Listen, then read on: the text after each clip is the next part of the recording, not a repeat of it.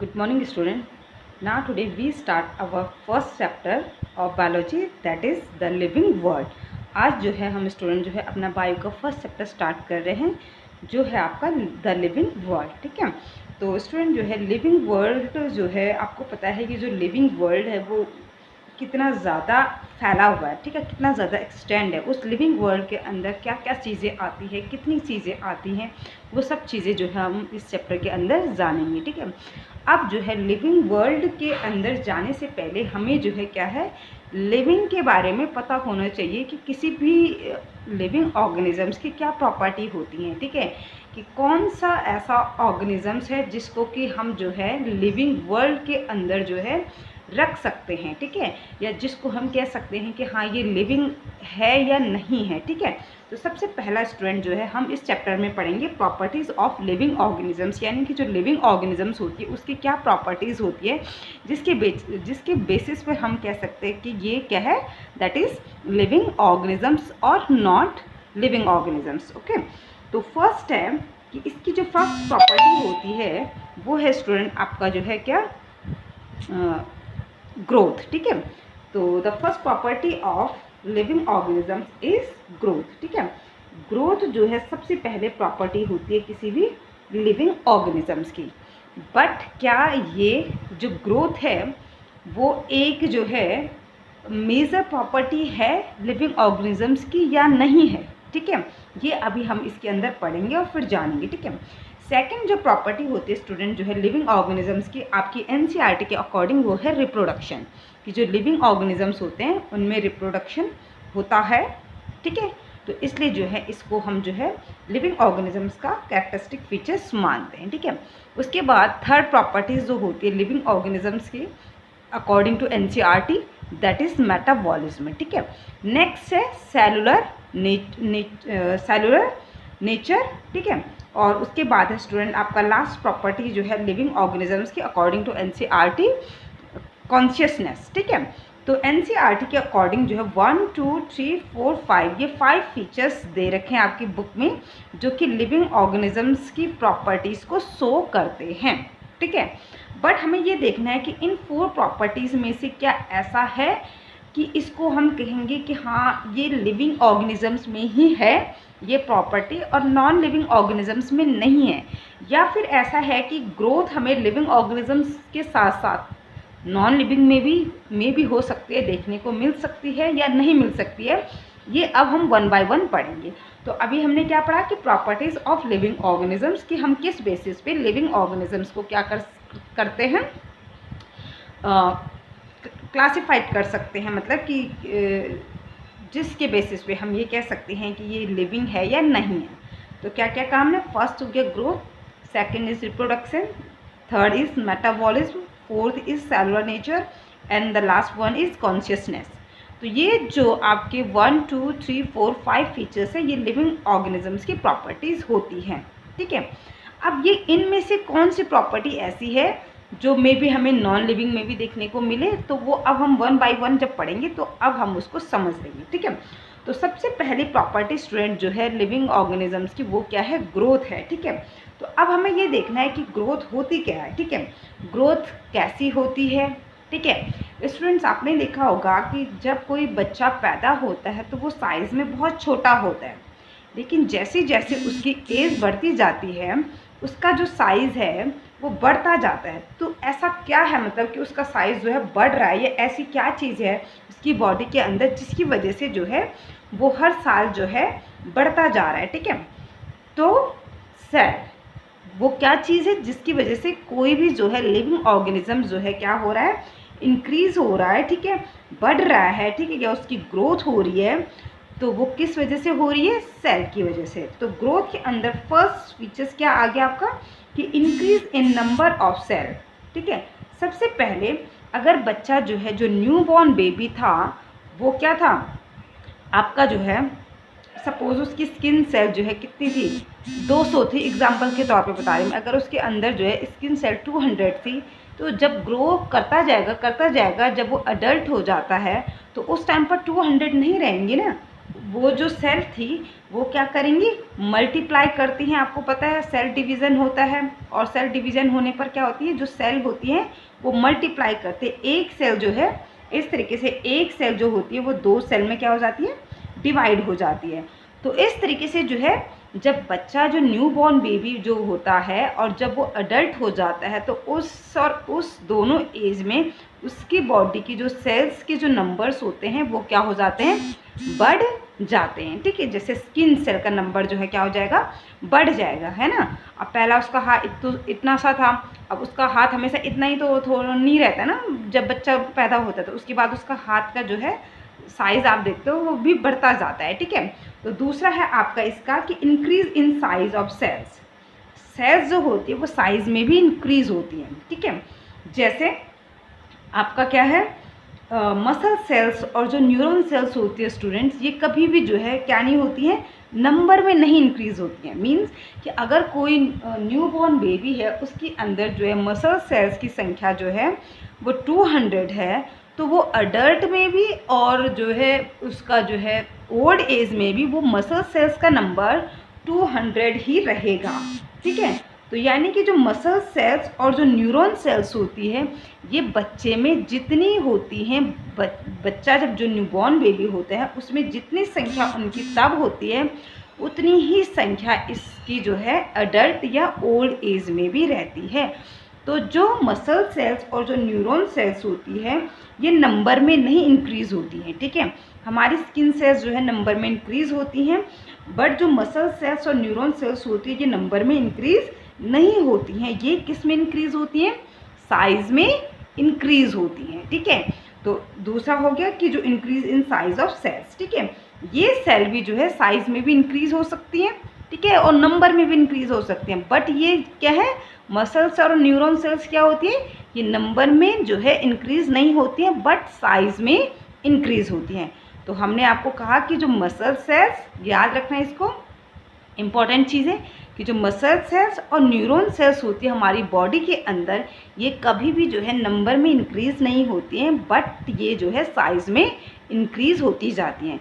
तो एक बच्चे के अंदर अगर जो है, जब वो न्यू बॉर्न बेबी था, उसके अंदर जो है मसल सेल्स और न्यूरॉन सेल्स की संख्या अगर 200 थी, तो अडल्ट या ओल्ड एज में भी उसके अंदर जो है, या अडल्ट एज में उसके अंदर जो है इन दोनों सेल की संख्या उतनी ही रहेगी जितनी कि जब वो न्यू बॉर्न बेबी था तब थी। ठीक है, तो दूसरा फीचर्स ये हो गया ग्रोथ का।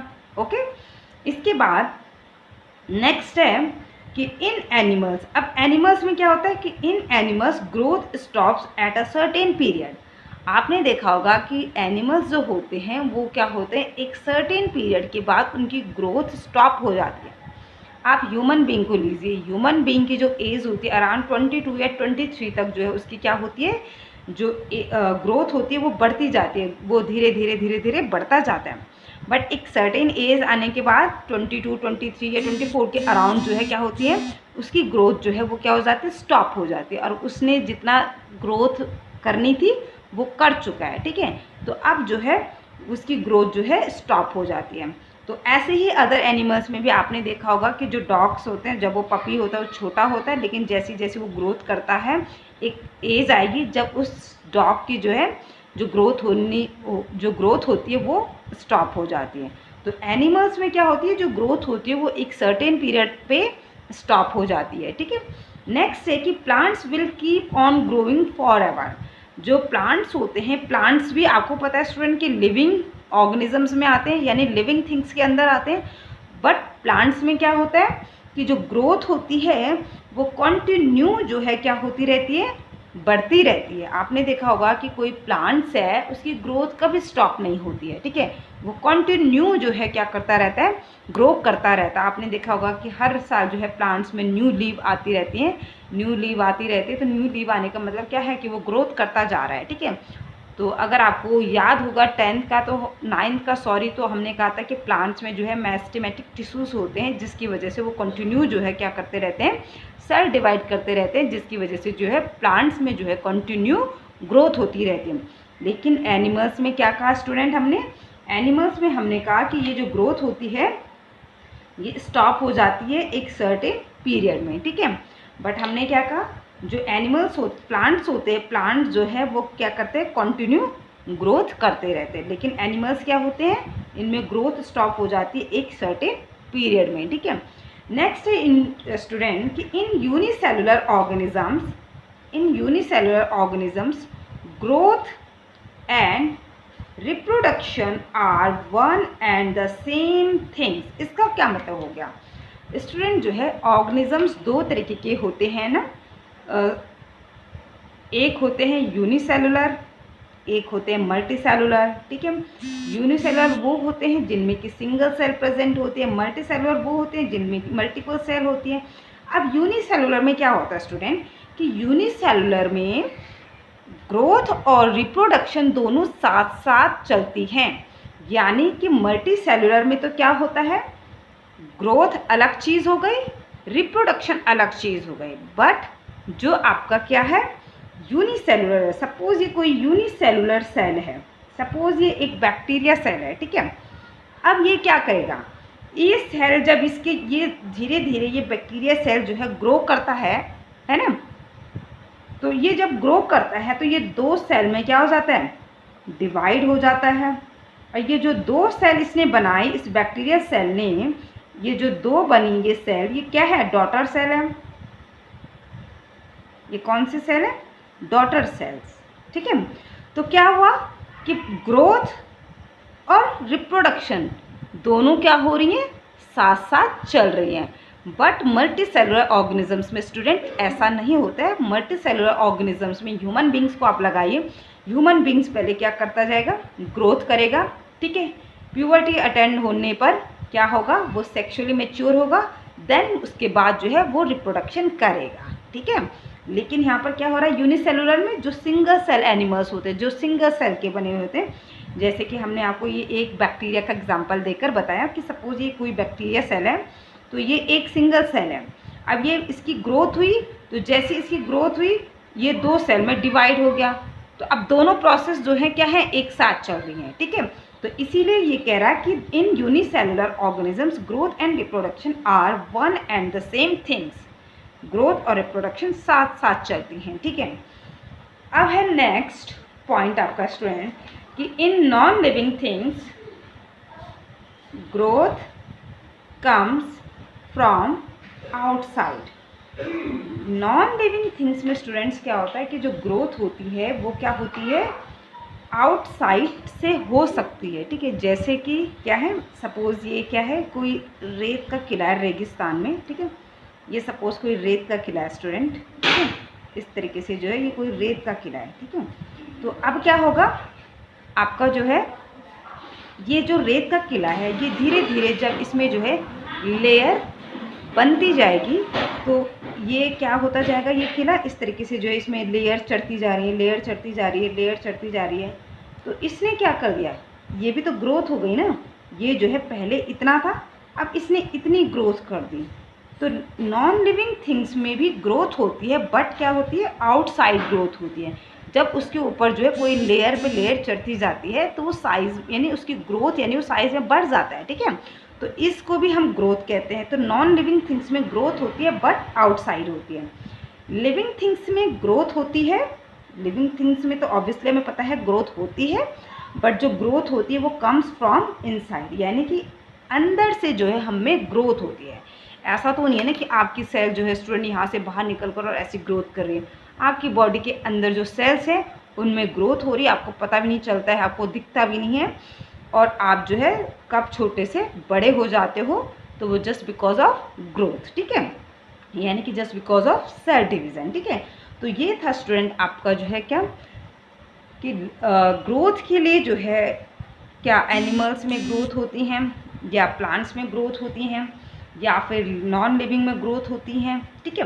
तो हम देख चुके हैं कि जो है एनिमल्स और प्लांट्स में क्या होती हैं, दोनों में ही ग्रोथ होती है, नंबर ऑफ सेल्स इंक्रीज़ होती है, सेल्स जो है क्या होती है साइज़ में इंक्रीज़ होती हैं, ठीक है। एनिमल्स में जो ग्रोथ होती है वो स्टॉप हो जाती है एक सर्टेन पीरियड पे, प्लांट्स में जो ग्रोथ होती है वो कंटिन्यू चलती रहती है। यूनिसेलुलर ऑर्गेनिजम्स में ग्रोथ एंड रिप्रोडक्शन जो है वो साथ साथ चलते हैं या सेम थिंग्स होती हैं। आपके नॉन लिविंग थिंग्स में ग्रोथ होती है बट आउटसाइड होती है, लिविंग थिंग्स में ग्रोथ होती है बट इनर साइड या इनसाइड होती है, ठीक है। तो ये थे आपका फर्स्ट ग्रोथ का स्टूडेंट, ठीक है। इसके बाद स्टूडेंट जो है कल पढ़ेंगे हम रिप्रोडक्शन के बारे में, ठीक है। तो अभी हम ये कह चुके हैं, इसका कंक्लूजन क्या निकलता है कि जो ग्रोथ है वो स्पेसिफिक फीचर नहीं है किसी भी लिविंग ऑर्गेनिजम्स का, क्योंकि जो ग्रोथ है वो नॉन लिविंग थिंग्स में भी देखने को मिलती है।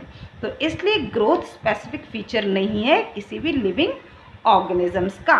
तो इसका कंक्लूजन ये निकालती है हमारी एनसीईआरटी, ठीक है।